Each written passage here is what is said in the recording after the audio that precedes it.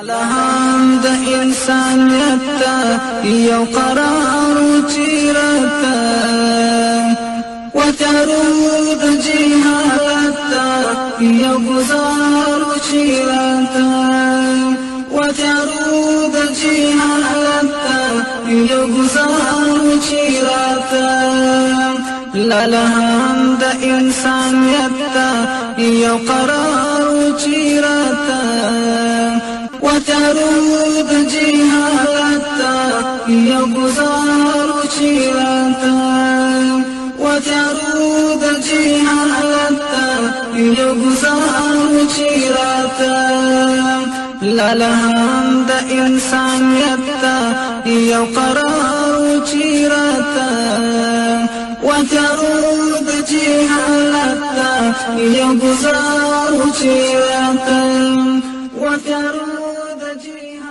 بسم الله الرحمن الرحيم. الحمد لله رب العالمين حمد الشاكرين، الصلاة والسلام على سيد الأنبياء والمرسلين سيدنا ونبينا وشفيعنا ومولانا محمد وعلى آله وأصحابه الطيبين الطاهرين. قدرمنو اوریدونکو د ژوند د لارې د خپرونې مینوالو، السلام علیکم ورحمة الله وبرکاته. ستاسو روغتیا او خوشحالي د پاک رب نه غواړم، په دې هیله چې د صحت او عافیت جامې پر تن ولرئ او خوشحالي مو په برخه وي. دا دی زه محمد یاسین فهیم د ژوند د لارې د خپرونې په وړاندې کولو کې ستاسو په خدمت کې یم. زموږ د نن ورځې د خپرونې موضوع بیا هم جنتي صحابه او صحابیات. قدرمنو اوریدونکو، حضرت عثمان بن مذعون رضی الله تعالی عنه یو هم د هغو مبارکو اصحابو له جملې څخه دی چې نبی کریم صلی الله علیه وسلم هغه ته په خپل ژوند کې د جنت زیری ورکړی دی. محمد رسول الله صلی الله علیه وسلم د حضرت عثمان بن مذعون رضی الله تعالی عنه په هکله فرمایي، عثمان چې تر نن ورځې وروسته هر عمل وکړي زیان ورته نه رسوي، او کله چې حضرت عثمان بن مذعون رضی الله تعالی عنه وفات کیږي، محمد رسول الله صلی الله علیه وسلم خواته ورځي او حضرت عثمان بن مذعون رضی الله تعالی عنه په تندي باندې ښکلوي. کله چې د اسلام نور وځلید، د شرک تیارې په ورکېدو شوې او د ایمانداري ژوند شروع شه، نو محمد رسول الله صلی الله علیه وسلم یو آواز وکړ، او هغه آواز او هغه نعره د رسول الله صلی الله علیه وسلم دا وه: ای خلکو، الله یو دی، شریک نه لري، د بتانو عبادت پرېږدئ او د نیکیو په لور هڅه وکړئ. کله چې محمد رسول الله صلی الله علیه وسلم دا نعره پورته کړه، نو حضرت عثمان بن مذعون رضی الله تعالی عنه یو هم د هغو صحابهو څخه و چې د محمد رسول الله دې بلنې او دې نارې ته یې لبیک وویلې. کله چې په مکې مکرمه کې په صحابهو کرامو او په مسلمانانو باندې د کافرانو او د مشرکینو له لورې ډول ډول ظلمونه او نارواوې پیل شوې، نو محمد رسول الله صلی الله علیه وسلم د دوی د ښېګڼې او سوکالي لپاره هغوی ته د حبشې په لور د هجرت کولو امر وکړ چې تاسو حبشې ته هجرت وکئ چې د دې کافرانو او د دې مشرکینو د ظلم او د دوی د وحشت نه تاسو په امان شئ. حضرت عثمان بن مذعون رضی الله تعالی عنه د مهاجرو صحابو کرامو د لومړنۍ ډلې امیر و. هغه خپل زوی صاحب له ځان سره واخیست او د قریشو او ابو جهل له ظلم نه د خلاصېدو په خاطر لرې سیمو او ښارونو ته روان شو. خپل کور پرېږدي، د خپل ښار پرېږدي، د چا لپاره؟ د الله لپاره او د محمد رسول الله صلی الله علیه وسلم د مینې لپاره.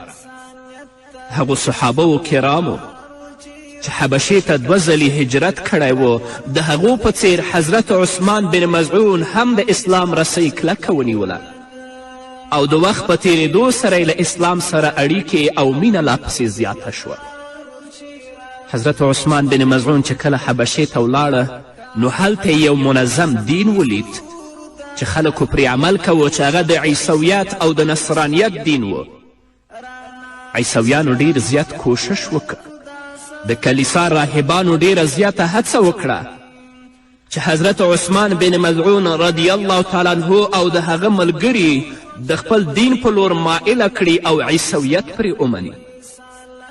خو له دې ټولو سره سره مهاجرینو له اسلام او محمد رسول الله صلی الله علیه وسلم سره د خپلې مینې اور او جذبه سړه کېدو ته پرېنښوده او په ډیره تلوسه یې د هغې ورځې انتظار کوه چې بیرته مکې مکرمې ته ستانه او له خپل محبوب محمد رسول الله صلی الله علیه وسلم سره وویني، هلته په پوره ډاډ د یو الله عبادت ته اوزګار شي او په بیت الله شریف کې د خپل پیغمبر محمد رسول الله صلی الله علیه وسلم تر شا منځونه ادا کړي.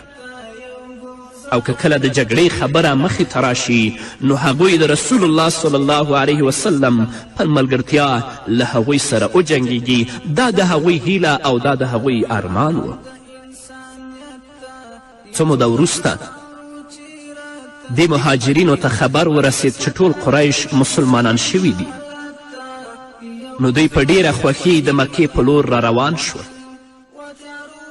کله چې د مکې مکرمې ښار ته نږدې شول ورته معلومه شوه چې دا خبره دروغ وه او قریش نه دي مسلمانان شوي. اوس نه له دوی سره له دې پرته بله چاره نه وه چې هر یو د هغه وخت له رواج سره سم چې د مکې له یو مشر او سردار څخه ځان ته پناه واخلي. خو ستونزه دا وه چې دا کار د دې هر یو راغلي کس له وسه پوره نه و، نو ځینې په لاچاري سره له کومې پناه پرته مکې مکرمې ته را داخل شول. عثمان بن مظعون رضی الله تعالی عنه له هغو کسانو څخه و چې پناه ورته ترلاسه شوې وه. هغه د ولید بن مغیره په پناه کې داخل شو او په پوره ډاډ او امن سره مکې مکرمې ته راننوت. عثمان بن مظعون رضی الله تعالی عنه هغه شخصیت دی چې د قرآن کریم د علم په ترلاسه کولو یې خپل راتلونکی روښانه کړی و او په دې هڅه کې و چې په څه ډول تر ظلم او ستم لاندې مسلمانان له دې حالت نه راوباسي او د نږدې فتحې زیری ورکړي. کله چې عثمان بن مظعون رضی الله تعالی عنه ولیدل چې د رسول الله صلی الله علیه وسلم ملګري په ډول ډول ظلمونو ربړول کیږي نو وی ویل نه غواړم چې نور د مشرکینو په امن او پناه کې پاتې شم.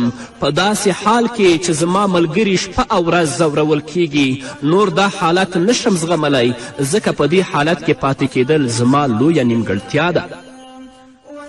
هغه یوازې د خپل هوساینه یوازې د خپل راحت نه غواړي بلکې د خپل ټولو ملګرو راحت او هوساینه غواړي. هماغه و چې د ولید بن مغیره خوا ته ورغی او ورته وویلې ای ابو عبدالشمسه ستا ذمهواري او ژمنه پوره شوه، زه سر له همدا اوسه ستا له پناه او امن نه تیر یم. ولید ترې وپوښتل وراره ته ولې داسې کوې؟ زما د قوم کوم کس خو به ځورولی نه؟ عثمان بن مظعون رضی الله تعالی عنه ویل نه، بلکې زه یوازې د الله رب العزت پناه خوښوم او د هغه له پناه پرته د بل هیچا پناه نه غواړم. که د هغو صحابهو غوندې شعار زموږ هم وګرځي الله به مو ساتي، خو موږ بل چاته پناه وړي.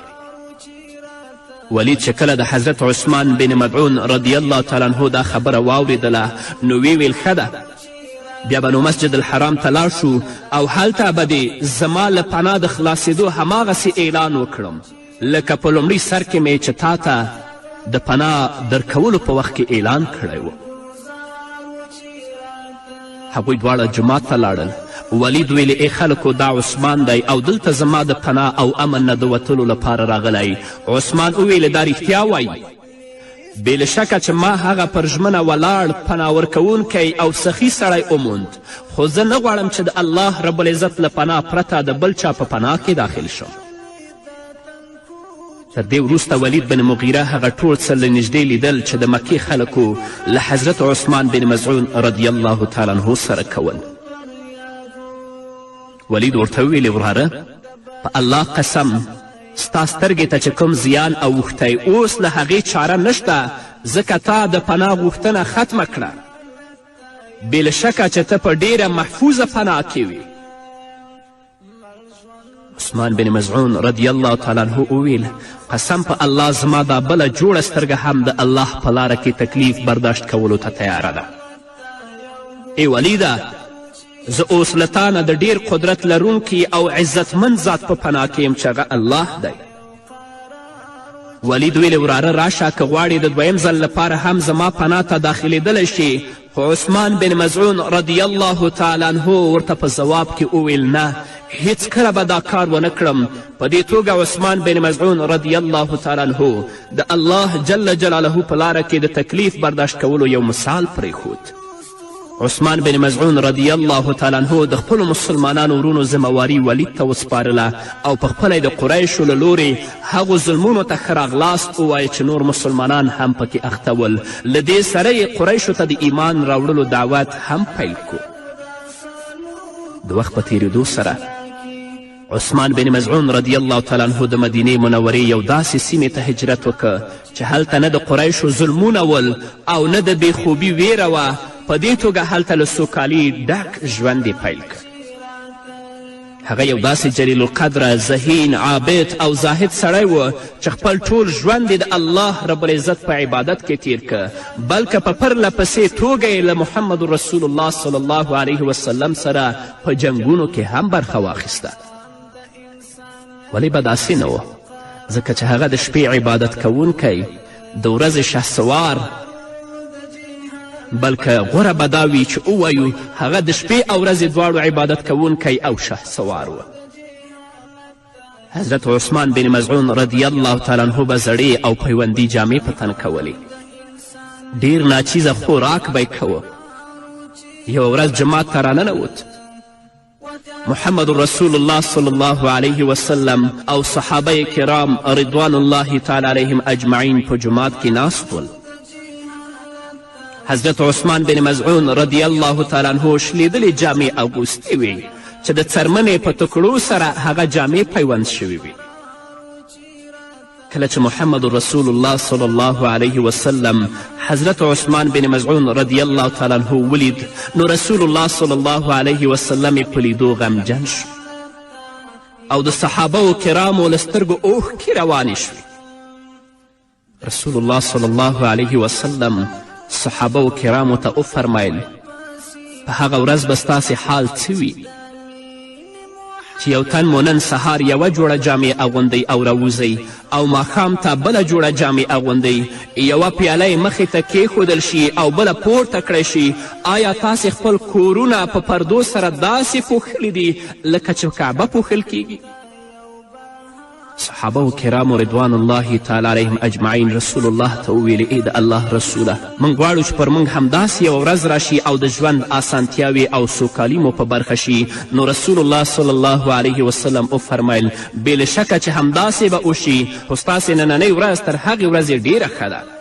یعنې په دا فقر او مسکنت کې چې تاسو ژوند کوئ، د هغې ورځې نه چې تاسو سهار یو جوړه جامې اغوندئ او ماښام بله جوړه جامې اغوندئ او خپلې کوټې او کورونه مزین کړئ، دا د فقر او د مسکنت حالت د هغه حالت نه ډیر غوره دی. محمد رسول الله صلی الله علیه وسلم له حضرت عثمان بن مزعون رضی الله تعالی عنه سره ډیره مینه درلوده او کله چې هغه مبارک وفات کیږي محمد رسول الله صلی الله علیه وسلم ورپسې ډیر ژاړي. او کله به چې د حضرت عثمان بن مزعون رضی الله تعالی عنه یادونه وشوه، د محمد رسول الله صلی الله علیه وسلم له مبارکو سترګو نه به اوښکې روانې شوې. چا پسې چې محمد رسول الله صلی الله علیه وسلم وژاړي او د هغه په یادښت باندې د محمد رسول الله د سرور کائنات د سترګو نه اوښکې روانې شي، نو هغه سړی به څنګه سړی وي؟ رسول الله صلی الله علیه وسلم حضرت عثمان بن مزعون رضی الله تعالی عنه تر مړینې وروسته هم هیر نه کړ، تر دې چې کله د محمد رسول الله صلی الله علیه وسلم لور حضرت رقیه رضی الله تعالی عنها وفات شوه، نو ابن مزعون ته په اشاره کولو سره وفرمیل زموږ له غوره سلف یعنې مخکې تللو سره یو ځای شه. رسول الله صلی الله علیه وسلم هغه بهترین ګڼي. رسول الله ورپسې جاړي د هغه مبارک تندی ښکلوي چې کله هغه مړ کیږي، نو دا ټول د څه لپاره؟ د دې لپاره چې د هغه په زړه کې د محمد رسول الله صلی الله علیه وسلم مینه پرته وه. رسول الله هغه غوره سلف ګڼي. الله دې موږ ته هم توفیق راکړي چې د صحابه کرامو په نقش قدم باندې قدم کیدو او د خرافاتو او بدعاتو نه ځانونه وساتو، او هغه څه چې د الله رب العزت او د رسول الله صلی الله علیه وسلم د خفګان سبب ګرځي هغه پرېږدو او په خپل ژوند کې د الله او د الله د رسول رضا ولټوو. په همدې هیله قدرمنو اورېدونکو نور به واورو، خو د یوې دمې نه وروسته. لهم د انسانیت ته یو قرار چیرته وتیارو د جهالت ته یو ګزار چیرته وتیارو د جهالت ته یو ګزار چیرته لهم د انسانیت ته یو قرار چیرته وتیارو د جهالت ته یو ګزار چیرته وتیارو د جهالت. قدرمنو اورېدونکو بیا هم زموږ سلامونه او نیکې هیلې ومنئ. همدارنګه حضرت عمران ابن حسین رضی الله تعالی عنه یو هم د هغو صحابو کرامو څخه دی چې نبی کریم صلی الله علیه وسلم په خپل ژوند کې هغه د جنت په زیري باندې نازولی دی. حضرت عمران رضی الله تعالی عنه ته د الله رب العزت له لورې د هدایت د نعمت لویه برخه ترلاسه شوې وه، خو هغه به له دې سره سره ژړل او ویل به ای کاشکې چې شګې وی او بادونو زه الوزولی وی. داسې نه وه چې ګوندې دوی به د خپلو ګناهونو له امله له الله نه نه ویرېدل، ځکه تر اسلام راوړلو وروسته د دوی ټول ګناهونه بخښل شوي ول او ډیره کمه ګناه به ترې کېدله، بلکې دوی به کله د الله رب العزت عظمت او جلال سترګو ته ودراوه نو بې اختیاره به یې له سترګو اوښکې روانې شوې، ځکه دوی په ریښتینې معنا خپل رب پیژندلی و او په ډیر عبادت او شکر ویستلو او ژړا به یې د الله رب العزت د نعمتونو د شکر ادا کولو هڅه کوله. یو ورځ صحابه کرامو رضی الله عنهم رسول الله صلی الله علیه وسلم ته عرض وکړ، ویلې ای د الله رسوله، موږ چې کله تا سره ناست یو نو زړونه مو نرمیږي او له دنیا نه بې پروا کیږو، داسې احساس کوو ګواکې آخرت مو مخې ته ولاړ دی، خو کله چې له تا څخه جدا او له خپلو بیبیانو او اولادونو سره یو ځای شو نو هر څه مو هیر شي. رسول الله صلی الله علیه وسلم ورته وفرمیل، په هغه ذات دې زما قسم وي چې زما روح په واک کې دی، که تاسې هر وخت په هغه حالت کې واست چې زما په وړاندې نو ملائکې به په بسترو او لارو کې له تاسې سره ستړي مشي وکړي، خو خبره دا ده چې دا حالات کله کله وي، یعنی انسان هم خپل انساني اړتیاوې لري، نو له همدې امله هر وخت په هغه حالت کې نشي پاتې کېدلی. سیدنا امیر المؤمنین رضی الله تعالی عنه چې کله د خپل خلافت پر مهال حضرت عمران د بصرې په لور ولیږه او د هغه ځای خلک یې له پیاوړي ایمان، تقوا، زهد، له الله سره د مینې او نورو ښو صفاتو نه خبر شول، نو له هغه نه د برکت او د هغه د تقوا د روښاني ترلاسه کولو لپاره به یې خواته ورتلل. حسن بصري او ابن سیرین رحمهم الله فرمایي، د دواړه تابعین د رسول الله صلی الله علیه وسلم په ملګرو کې به بصرې ته بل یو کس داسې هم نه وي راغلی چې په فضیلت او کمال کې تر حضرت عمران مخکې شوی. کله چې د علي او معاویه رضی الله عنهم ترمنځ جګړه پیل شوه نو حضرت عمران نه یوازې دا چې بې طرفه پاتې شو بلکې د دې فتنې پر خلاف یې غږ پورته که او خلک یې پکې له برخې اخیستلو نه وویرول او منع یې کړل. فرمایل به زه له خپلو وزو سره د غره یوې څنډې ته تلل او هلته تر مرګه پاتې کېدل تر دې غوره بولم چې له هغوی دواړو نه یو یې په غشي وولم که څه هم هغه پر غشي ولګیږي او یا ونه لګیږي. هغه ته به چې هر مسلمان په مخه ورغی نو هغه ته به یې همدا نصیحت کوه، په خپل جماعت کې اوسه او که هلته هم چا په کلاره پرې نه ښودې نو خپل کور در باندې لازم کړه او هملته اوسه، او که کور ته هم کوم داسې کس درغی چې ستا ځان او مال یې درنه غوښته نو له هغه سره وجنګېږه. سیدنا حضرت عمران بن حسین رضی الله تعالی عنه هغه مهال ستره کامیابي ترلاسه کړه کله چې په یو تکلیف ورکوونکې ناروغي کې اخته شه. هغه په دې ناروغي کې 30 کاله تیر کړل او صبر یې پرې وکړ. نه یې ورته کله زړه تنګ شو او نه یې کله په ژبه باندې اوف قدر یې وویل، بلکې په همدې حالت کې به همیشه د خپل رب د عبادت لپاره پورته کېده او کېناسته او تکیه به یې وهله. کله چې به یې ورور او نور مسلمانان پوښتنې ته ورغلل او له ناروغي نه به یې د ښه کېدو ډاډ ورکوه، نو حضرت عمران رضی الله تعالی عنه به وخندل او وبه یې فرمایل بې شکه چې زما په وړاندې تر ټولو خوښ شی هغه دی چې الله رب العزت ته ډېر خوښ وي، الله رب العزت دې ترې راضي شي او الله رب العزت دې هغه ته جنتونه ورکړي. نو قدرمنو اوریدونکو، الله رب العزت چې حضرت عثمان بن مزعون رضی الله تعالی عنه ته دومره مرتبه ورکړې وه، یا الله رب العزت حضرت عمران بن حسین رضی الله تعالی عنه ته دومره مرتبه ورکړې وه د څه لپاره؟ هغه دې لپاره چې د هغوی په زړونو کې د الله رب العزت مینه پرته وه، د دې لپاره چې د هغوی په زړونو کې د محمد رسول الله صلی الله علیه وسلم مینه پرته وه.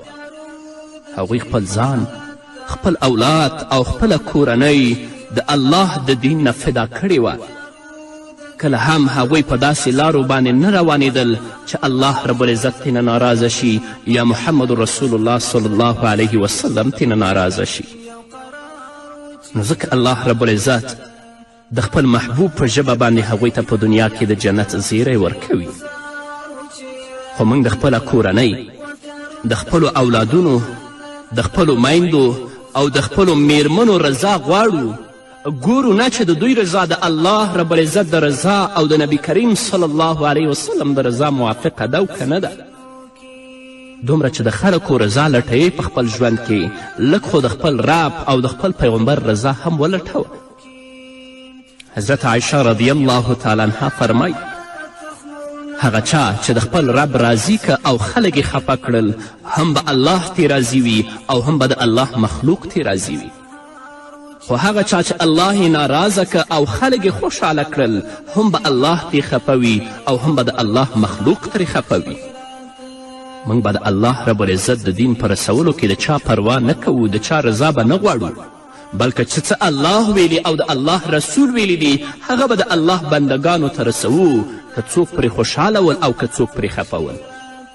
دا به نه وایي چې څوک په ما باندې څه نوم کښېنږدي یا ما نه څوک خفه نه شي. نه ته د الله رب العزت دین بیانوه، لکه څنګه چې الله رب العزت خپل پیغمبر ته فرمایي یا ایها الرسول بلغ ما انزل الیک وإن لم تفعل فما بلغت رسالته والله یعصمک من الناس. که ته د الله رب العزت دین په ډاګه باندې بیانوي نو الله رب العزت به ستا ساتنه کوي. د چا پروا مه کوه، زړه کې د اخلاص او صداقت ته ځای ورکړه تر څو چې ستا رب ستا نه راضي شي. په همدې هیله قدرمنو اوریدونکو، دا وه زموږ د نن ورځې خپرونه چې ستاسو درانه حضور ته وړاندې شوه. تر بلې خپرونې پورې چې بیا هم زه ستاسو درانه حضور ته راځم، تاسو ټول په پاک رب سپارم. پاتې ژوندم نیکمرغه، ښاد، بریالي او کامیاب اوسئ. وترود جهالتا یو گزار چیراتا، وترود جهالتا یو گزار چیراتا، وترود جهالتا یو گزار چیراتا.